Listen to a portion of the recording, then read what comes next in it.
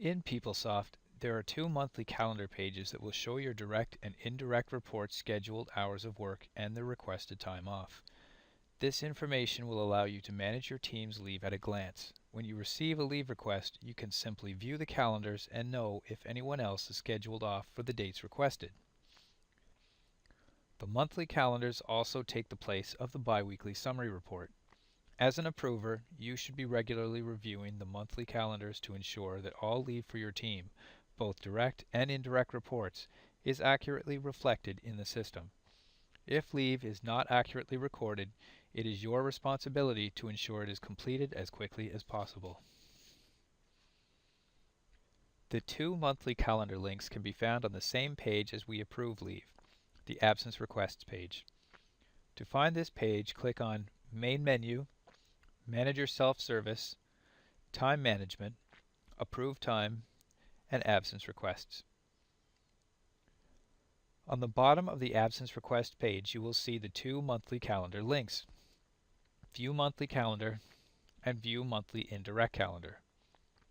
The View Monthly Calendar link will bring you to a list of all your direct reports, the employees that report directly to you, while the View Monthly Indirect Calendar will show all the employees that report to you directly as well as everyone on their teams.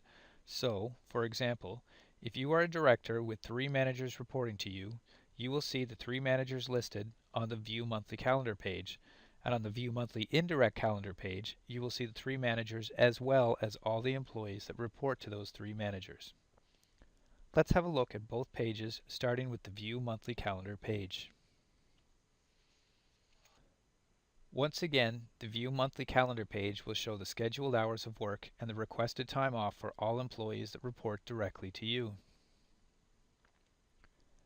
On the Absence Request page, click on the View Monthly Calendar link.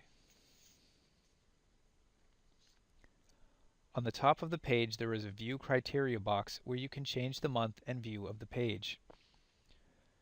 The second box is the monthly calendar, which includes the absences and schedules for all your direct reports. The legend outlines the meaning behind the colors on the calendar. You can exit the calendar by clicking on the Cancel button on the bottom of the page. Let's look at each section in detail, starting with the monthly calendar box. All your direct reports are listed at the beginning and end of the month. This will ensure that when you scroll over to later dates in the month, you know which schedule belongs to each employee. To give us a better view of the calendar, you can only see the first 13 days of July on your screen. In this example, the approver has only 3 employees reporting to them directly, Charles, Lorraine, and Paula.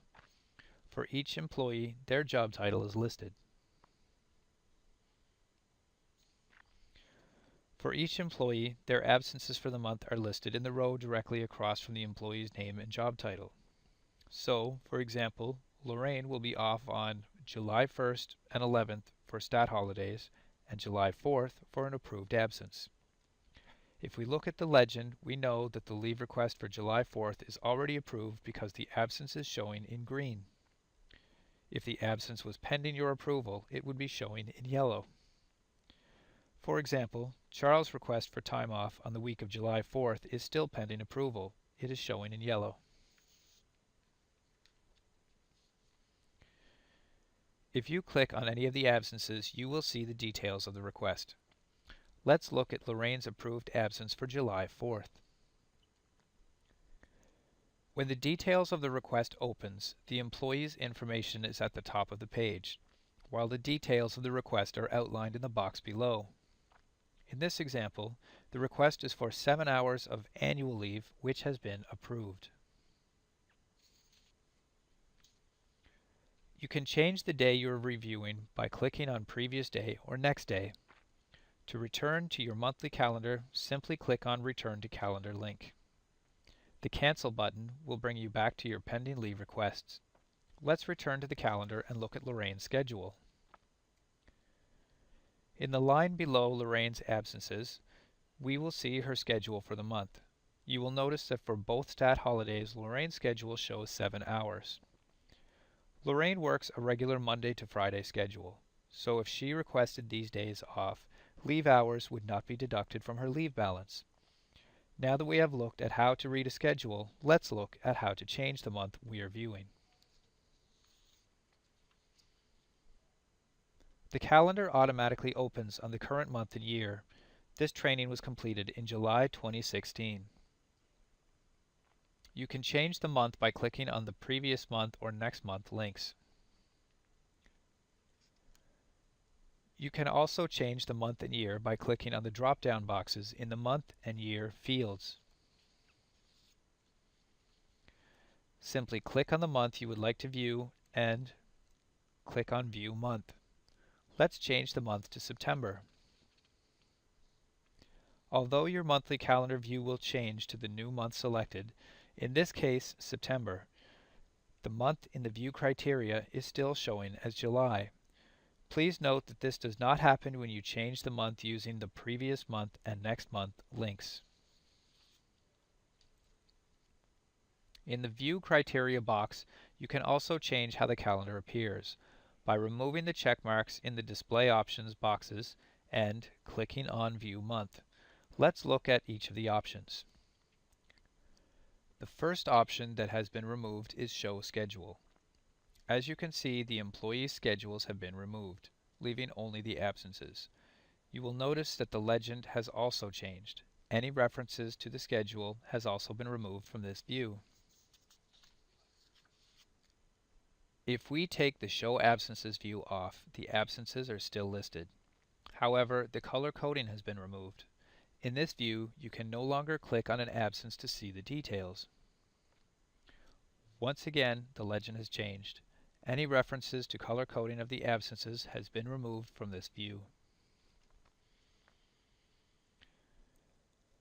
In this view, the Show Holidays has been removed, and as you can see, the holidays are no longer showing on the schedule.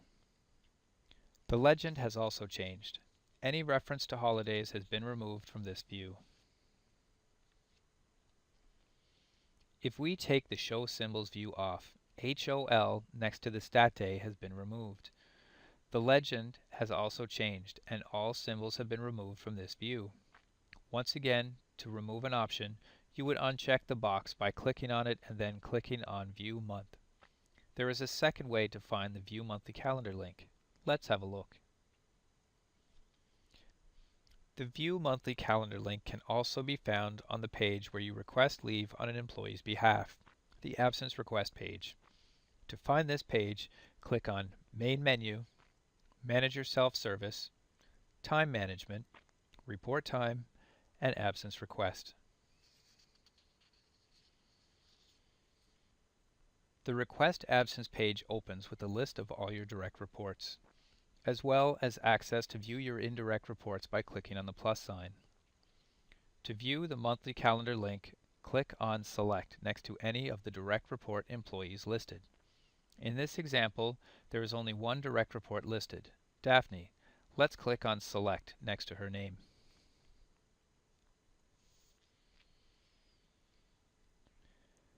Now that we have selected an employee, the Request Absence page opens with the View Monthly Calendar link. Simply click on the link to see the calendar. Please note that this link will only show your direct reports, even if you are requesting leave for an indirect report.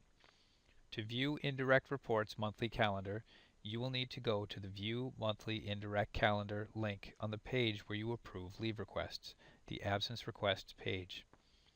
Let's take a look at the monthly indirect calendar. The View Monthly Indirect Calendar page will show the scheduled hours of work and the requested time off for all employees that report directly and indirectly to you. To find this page, go to the Absence Requests page and click on the View Monthly Indirect Calendar link. Please note that if you have a large number of employees reporting to you, it may take several minutes for this page to open. The View Monthly Indirect Calendar is very similar to the View Monthly Calendar.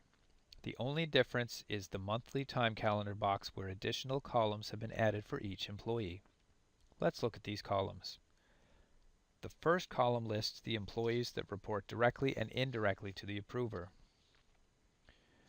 The employee names will be repeated at the end of the month. This will ensure that when you scroll over to later dates in the month, you know which schedule belongs to each employee. Like the monthly calendar, the monthly indirect calendar also shows the employee's job titles.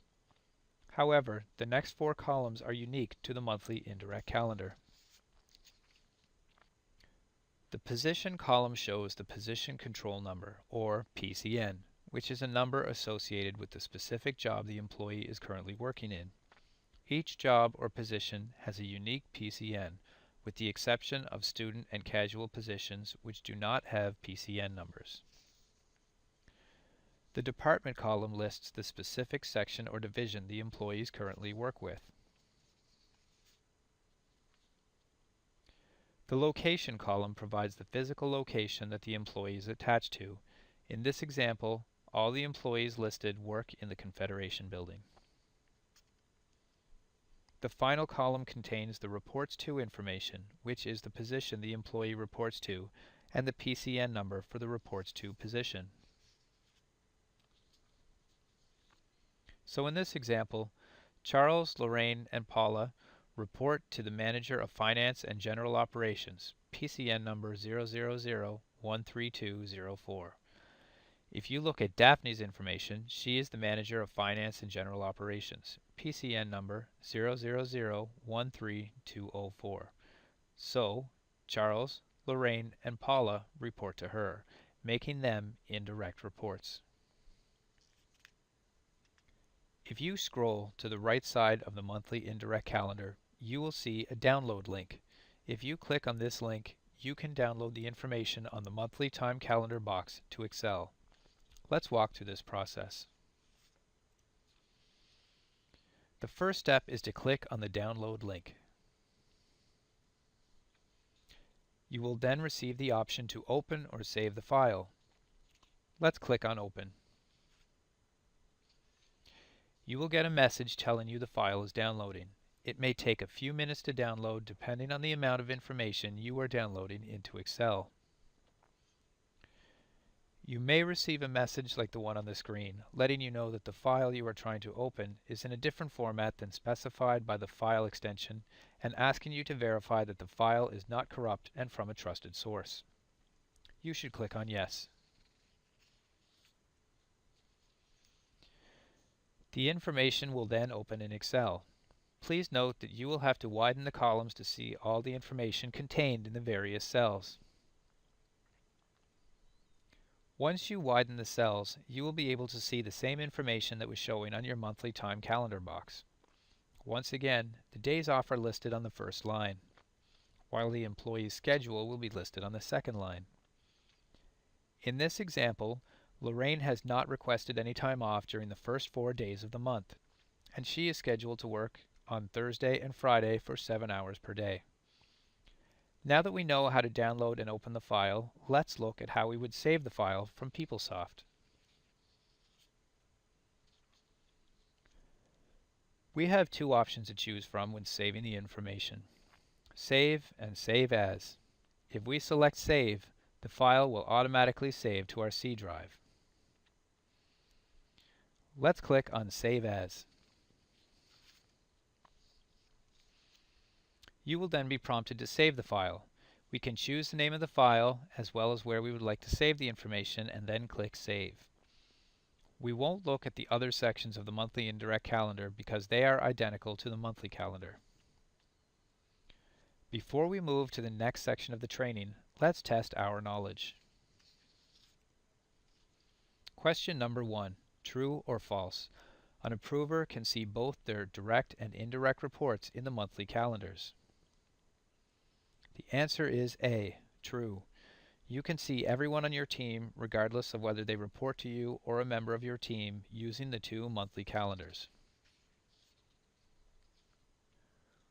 Question number 2, true or false? As an approver, it is my responsibility to review the monthly calendars on a regular basis to ensure that all leave is accurately entered into PeopleSoft. The answer is A, true. As an approver, I should be regularly reviewing the request for both my direct and indirect reports to ensure that all leave is entered accurately in the system.